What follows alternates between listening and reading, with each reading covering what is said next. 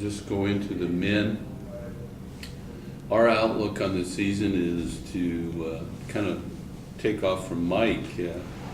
We finished 2 years ago 5th in the country, and we kind of want to get back to that level, if not better. We finished 2 shots out of 2nd in the country, so we felt like we were doing pretty good. I had one of my players, Jason Molnar, was on that team and was ineligible last year, so he set out the year and is coming back in, and I would say he's my number 1 or number 2 player. It was nice to get him back. He's very consistent, somewhere around 1 or 2 under par. His handicap is a +2. And I got Drew Ryland back, who was my number 1 the last couple of years. So our 1-2 punch is pretty good. We have James Rooney back from last year. And then we go with 2 junior college transfers that are 24, 25 years old.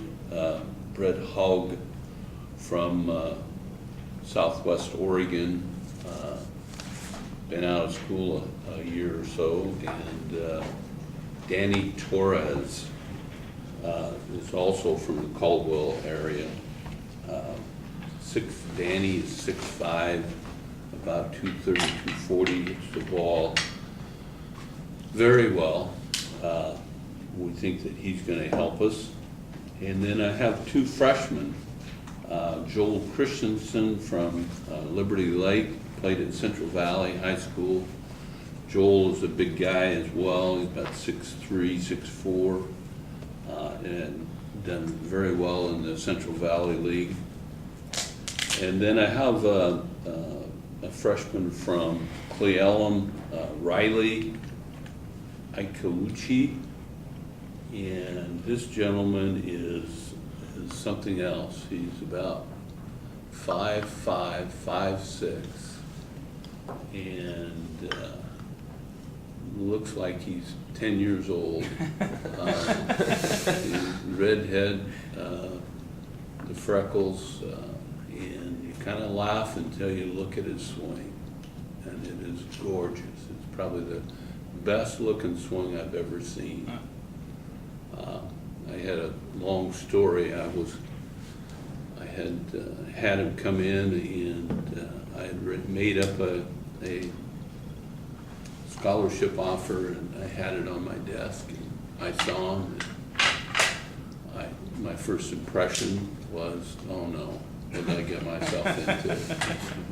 So this was on one of the days that he came in that was 20 degrees out, and the wind was blowing, and I just decided right then and there that I'm not even going to look at the guy.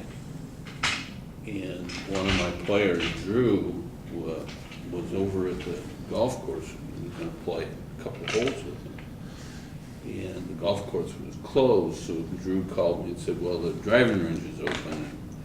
So I decided I'd go over there, and I sent him out to warm up and hit some balls, and I didn't even go outside. I was inside, and I was talking with his dad, and happened to watch his swing, and I thought, oh boy. So I put on my coat and went out there, and he hit a large bucket of balls in 20-degree weather all the way through his bag, and only hit 1 ball offline. He hits the ball at about 290, 300. At 5'5". So that's one we want to look at, because we think he's going to be really consistent, be able to give us a good number, maybe not the best number, but a good solid number every time out. And then Joel, I mentioned him a little bit before, but he's done really well up in Central Valley. There's some really good golfers in that league. So we think we're in pretty good shape. We think we should be deep. We should be 7 or 8 deep. I did get a call last week from Helena, Montana, pro there. Since we've done so well, we now get calls from pros that have some kids at their golf course that in fact 3 of them that I recruited came from calls from the pros. But I just got a call from Chad from Helena, and he's played with some of our players, and this gentleman, Aiden Clark, has better potential than some of the kids that we have. So Chad has played with some of our players. So I'm meeting with Aiden this week, and hopefully I'll sign him. That would give us 8 players. And you'd actually, if you can sign him, you get him in for this season and he'd play, okay. Yes. So that's kind of a nutshell for us. We think that we definitely we finished the year, I think, 25th in the country, and we lost our number 2 player for the last 2 tournaments of the year. So we think that we're going to be stronger than we were last year, especially because we feel that we're deeper. We can go. Last year we felt like we were really 3 to 3.5 deep, and you need 4. It's really nice to have 5 so that you're not constantly throwing out the same number. And we think this year we're going to do that. And with the girl, the men, and did the men just miss nationals, or was it the women that just missed nationals? the women just missed the nationals and the guys. Right. Had we had our 5th player, our number 2 player that went longboarding 2 weeks before the season and injured his wrist, and he just couldn't play. Yeah. So yeah, we just barely missed out. And was that? It must have been a bit of a disappointment for both teams, since it sounded like if they had gotten the breaks, they probably would have both made it. Kind of a disappointment to not make it with both of them, right? Yes, it was. We do think both teams are going to be quite a bit stronger. I'll go into a little bit into the women. Last year, we were 4 deep. The 5th gal, we only used her score once during the year. So she has since has graduated. So we kept the top 4, and I recruited 4 freshmen to come in and help. And one of the gals, Karina DeVille, is from Mexico, and she is a 2 or 3 handicap. We feel like she's going to fill that void that we needed. Heather Bruce, Brooke Dagner, and Ida Weisenot are all at one time or another number 1. So all 3 of them shoot in the 70s on an ongoing basis. We're ranked pre-season, we're ranked 25th. So we think that we can do well. I brought in four freshmen, like I said, Karina and Trista Webb from Tacoma, Morgan Scott from Columbus, Montana, and Jordan Wyrick from Linwood, Washington. Those 3 other girls are mid-80s shooters, occasionally get into the 70s, so we feel like we've got a little deeper lineup this year. And Paul, I guess what have you said as the goals for these teams? do you look specifically at like a placing at nationals you want to aim for, or is it more just get there? Our goal every year is to make the nationals, and we've gone to the nationals a bunch of times. So, but when we get there, we want a chance at the top 10. We really do. And does it look like, these squads, looks like that's a realistic goal with these teams? Yes, I think so. Mhm. Is there anything, the way you describe the men, it sounds like you got all sorts of types of guys, little guys, big guys, and I don't know, maybe you got to see them all assembled, but is there a strength that these teams seem to possess, as teams? Is there something they do well? Definitely. The women's team is really consistent. They've got some length off the tee, which is something that you really need for the women. In the past, our problem has been our girls are not strong enough when we get into cold weather and we get some rain. It's tough for them to get through the ball. So, we kind of slide away when we get, now these girls take it upon themselves to have a workout program that they do. They make a contract and sign the contract. It's something that they're doing on their own. So they've gotten better. They've gotten a lot stronger. The spikes in the scores are lower, which really helps in tournament play. And our strength in the guys has been our ability to hit the ball a long ways. Last year, I had several guys that could hit the ball 350 to 400.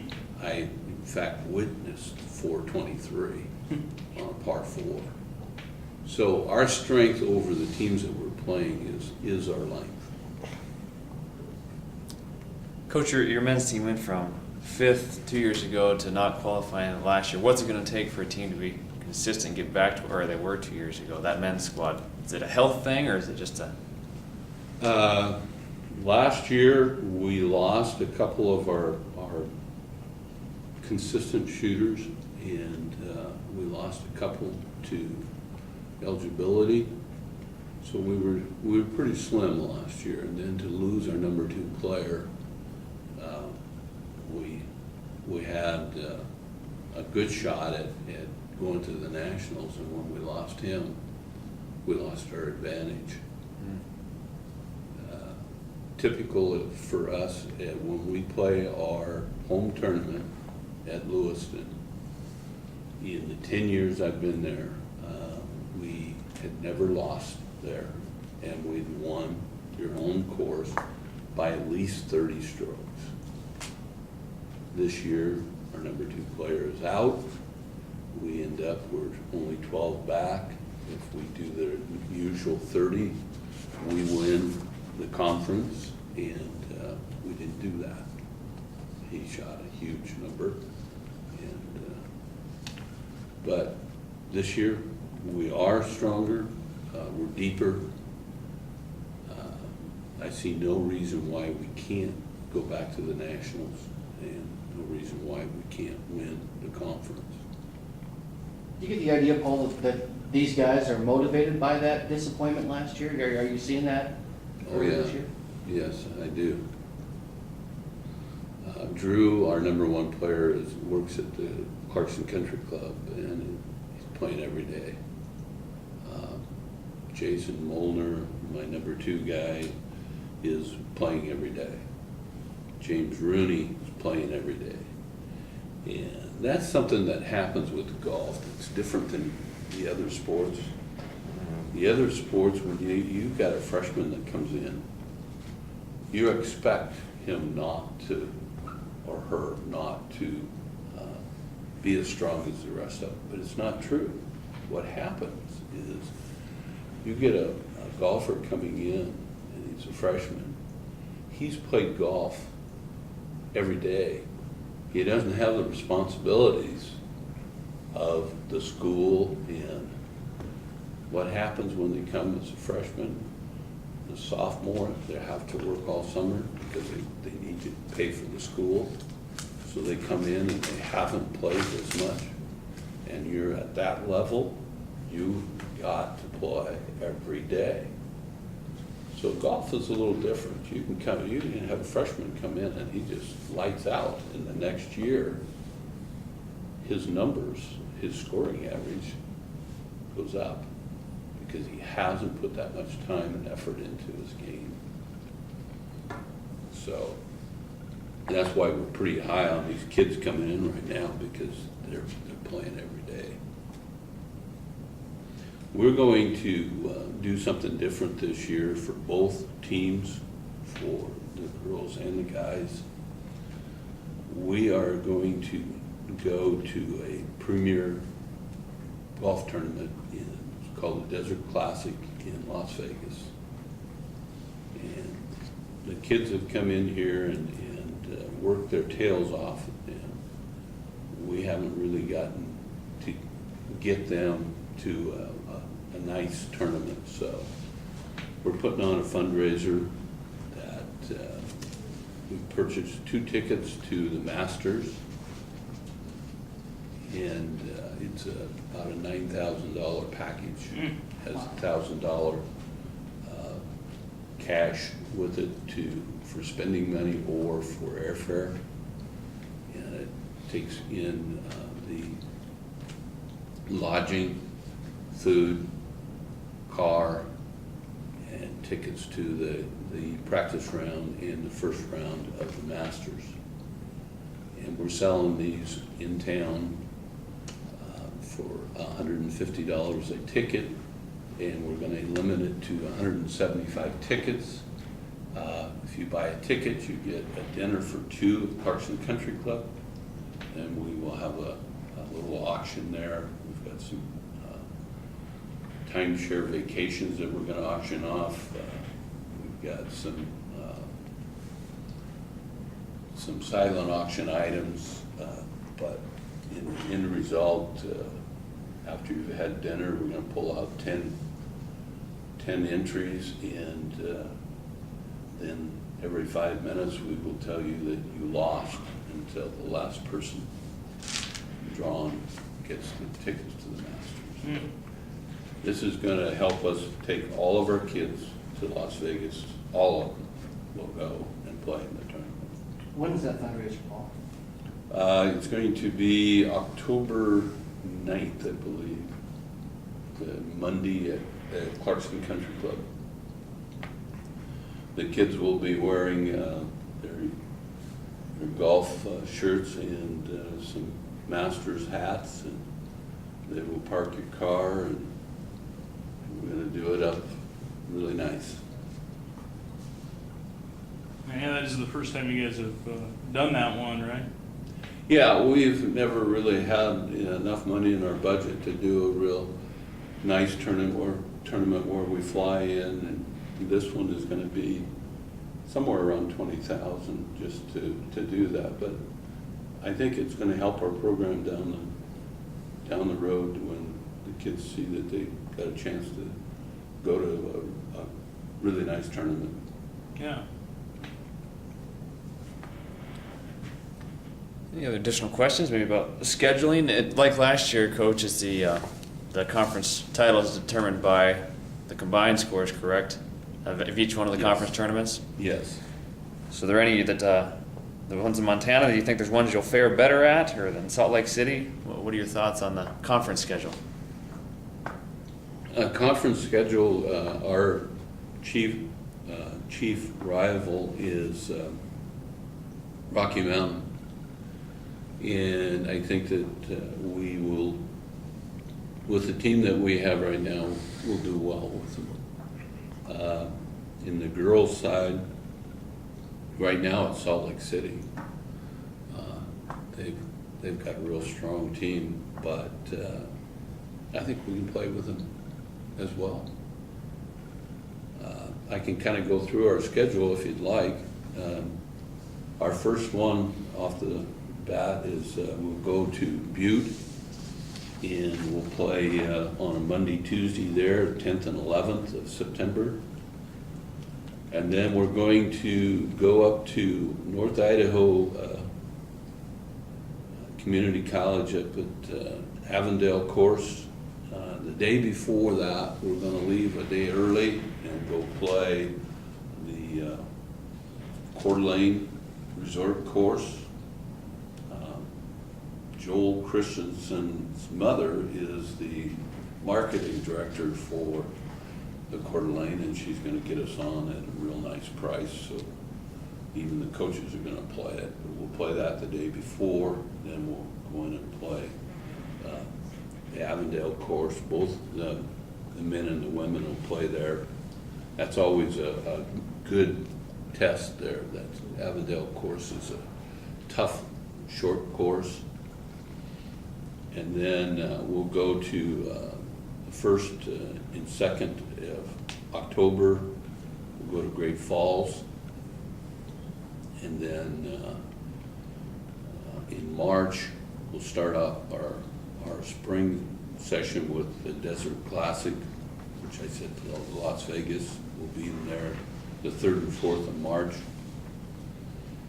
And then we have a Warrior Invitational Tournament at Carson Country Club on 11th and 12th of March.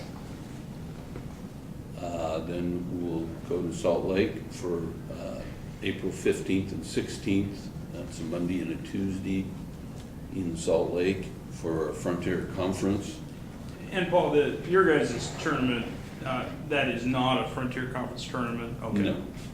No, we now rotate the conference tournaments every other year. Okay. And this is a year that we don't have one here. And then we'll go to Missoula, Montana and play Largemont for the conference championships. And the way they work this is they throw out all the rest of your scores in the conference. I mean, you do get to be the conference champion if you total up your score, but to go to the national tournament, whoever wins this tournament goes. Mm. And in the past 2 years, we've done it, number 8 plays number 1, and for 18 holes, and then that team is out, and we go down to 2. This time, we've changed it, and we're going to just have 54 holes. Whoever wins that 54 holes wins.